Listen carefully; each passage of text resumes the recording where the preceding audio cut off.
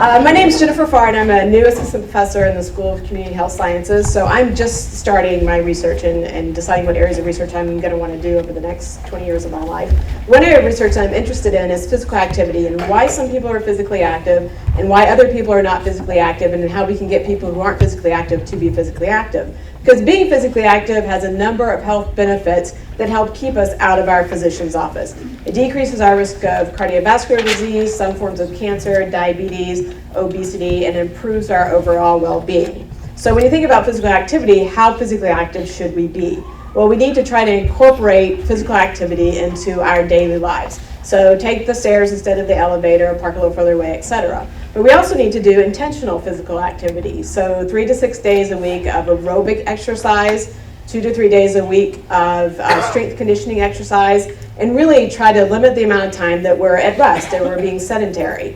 But if we look at US adults, the blue line representing hours a week of being physically active, the red line representing hours a week of being sedentary, we can see that our trends are towards physical inactivity. We're becoming less physically active. If you look at about the mid-1990s to the mid-2000s, we see a dramatic drop in the amount of physical activity that we're getting. Then if you look at trends and rates of obesity for US adults, about that same time period, the mid-1990s to the mid-2000s, we see a dramatic increase in the amount of obesity among adults in the US. If we continue on this trend, by the year 2020, 45% of us will be considered to be obese.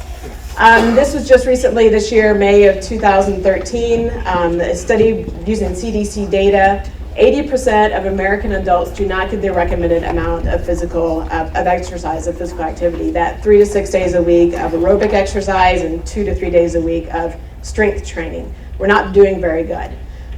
Because of our obesity epidemic and this decrease in physical activity, there are a number of national campaigns trying to get us to be more physically active, like Michelle Obama's Let's Move campaign. Well, if you want people to be physically active, we need to make sure that the environment is conducive for people to be physically active. When we think about, why are some people physically active and other people not? Well, there's certainly factors that reside within the person that, determine whether they're going to engage in a behavior like physical activity or not. But we also have to look at the person within the context of their environment. Where we live, work, and play influences our behavior, influences whether we're going to be physically active or not. So some of those factors that reside within the person, we need to have knowledge of the importance of being physically active, those health benefits of being physically active. We need to have self-efficacy, or the belief that we can be successful in being physically active.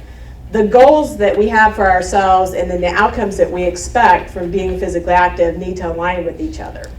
Within our environment, we have facilitators, things that help us to be more physically active, and we have barriers, things that help us, things that don't help us be more physically active. And if you look at these pictures on the left, we can definitely see that that's a facilitator to physical activity, that nice paved trail. On the right, that is definitely a picture of some barriers to physical activity.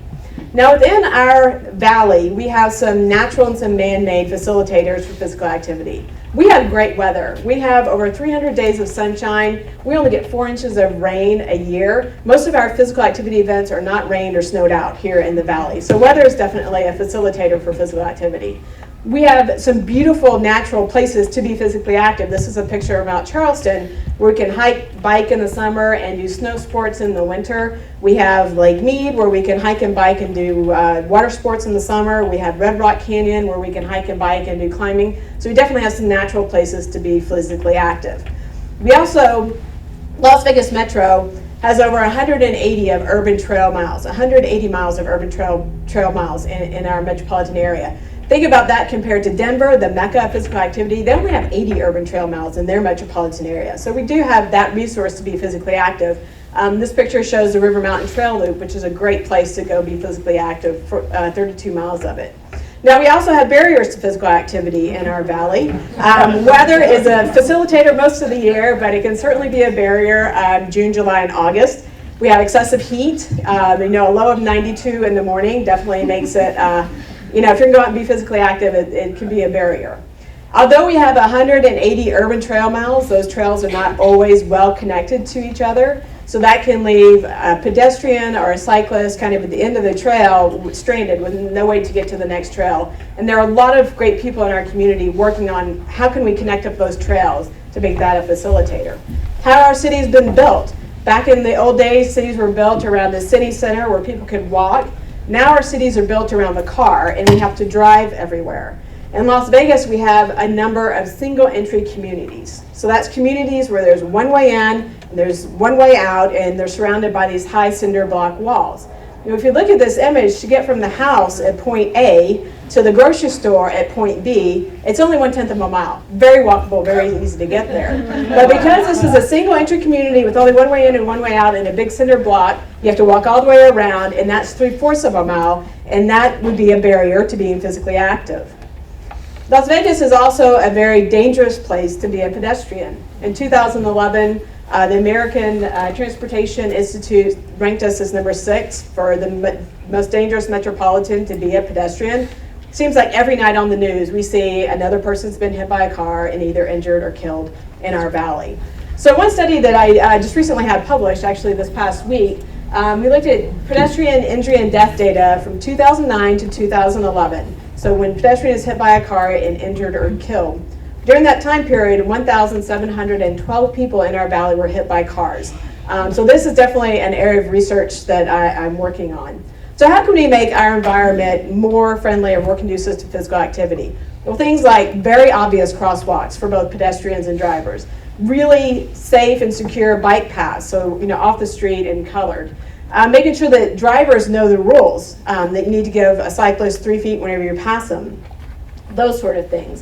And I hope that by doing my research on this topic and trying to reduce the barriers to physical activity, that we really can truly make Las Vegas the mecca for physical activity that it can be.